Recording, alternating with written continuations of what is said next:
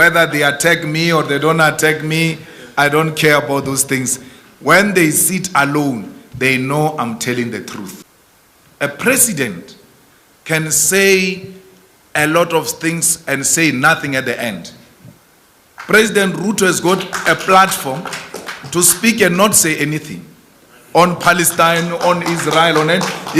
That thing, it is called a diplomatic language.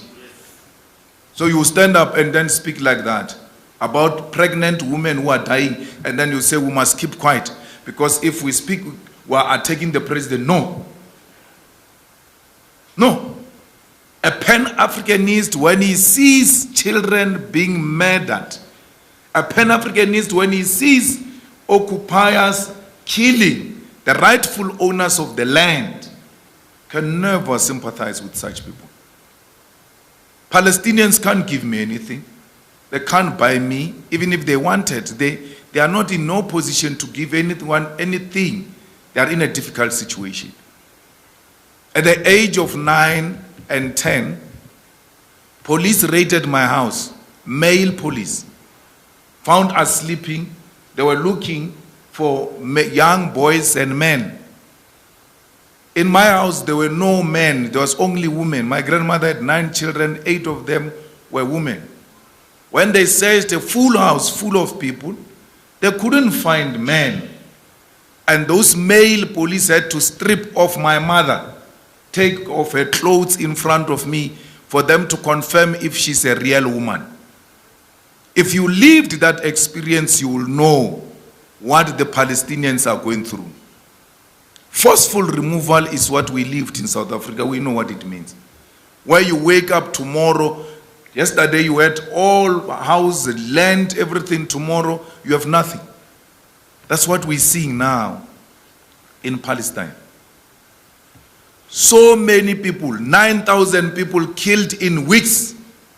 No international warrant of arrest has been issued. The war between Ukraine and Russia has taken only 1.5. 1,500 people died in Ukraine, 9,000 in Palestine. Yet there is a warrant of arrest against President Putin. He has never bombed a hospital. He has never bombed a refugee camp. Let me tell you, even if the president of Hamas runs into a refugee camp, you have no reason to bomb a refugee camp. Once he runs into a refugee camp, that's the end of it. You're like, guys, you have to stop. We have to find another means to go and take him out there. Once he runs into a hospital, you have to stop. Because here is a pregnant woman who walks into a hospital. She's going to give birth. She doesn't know there is a Hamas president there. She's not part of the people who arrange that the Hamas president must go into a hospital. She gets killed for no reason. And then President Ruto says, I'm with Israel. And then you, the young ones in his party, don't stand up to say, but no, it's not done. It's not done. We did that in the ANC and we got expelled for that. And we regret, no, and we don't have any regret for doing that. The elders have got a potential of destroying the future of young people. That's why they say they've got Africa 2060 vision. But they won't be there in 2060, so I don't know what they are talking about. So you, if you are to be the youth, and the youth that must be taken serious, you must from time to time call your elders to order. That's how Africa is going to realize its potential. These elders have destroyed our continent through dictatorship, through family arrangements, and the youth kept quiet. South Africa was liberated by the youth. When we have time, we'll share that story. The ANC in 1940s was dead until Mandela came in as the youth, and Walter Sisulu and O.R. Tambo developed what they called a program of action that revived the ANC, and ANC adopted it in 1949. ANC was a sweetheart organization. which used to fight through letters to London. This youth said we must take up arms and fight now. The ANC agreed in 1949. That's what made the ANC to be what it is. When they got arrested in the 60s, down the line in the 60s, Steve Biko emerged, was a young person, black consciousness. That led to 1976, that was the youth. What O.R. Tambo said to the youth of South Africa in the 80s, render South Africa ungovernable and unworkable. The youth did that.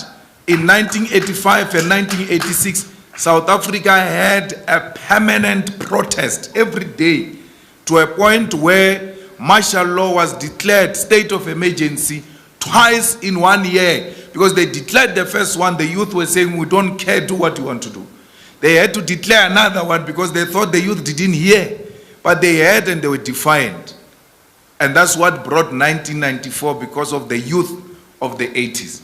So the youth of Kenya can make Kenya politics to be what you want them to be. President Ruto is a new, fresh air. Because, it has always been like it has to go between the Odingas and the former president, the Kenyattas. So when he came in, we're like, we now are graduating the, what do you call it, family dynasty.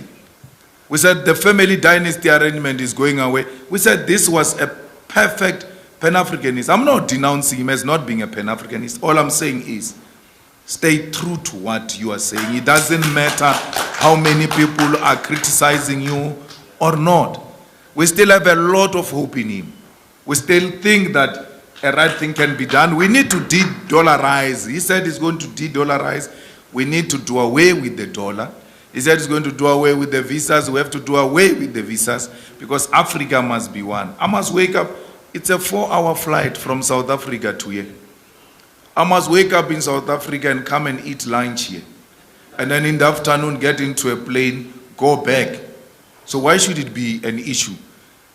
All of these visas, borders must be done away. You know why they think we are xenophobic? We don't know each other.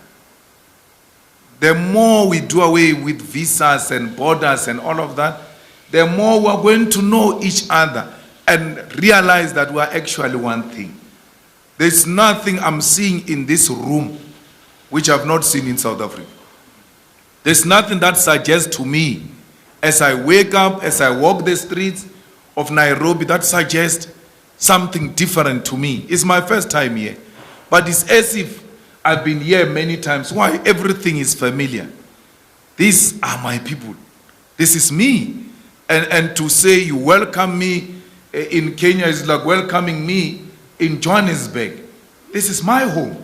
Everywhere else in Africa, it's our home. You, the youth, must come and learn in South Africa. South Africans must come and learn here in our universities, cultural exchanges, and we must start to listen to the same music, watch the same movies, to do away with this Western imperialism that manifests itself through songs and television and movies and all of that. Nigerians have got it. They are on the right track. They need our support. How do we support them? We must join them in producing our own movies, our own music, and do away with Beyonce. I saw Honorable Member Senator saying she saw Beyonce in Dubai and did not even get starstruck. It's supposed to be like that. She's a human being. So we sing one of our own. But you do that once you start having a self-respect, to know that we are all are. We can do what they are doing.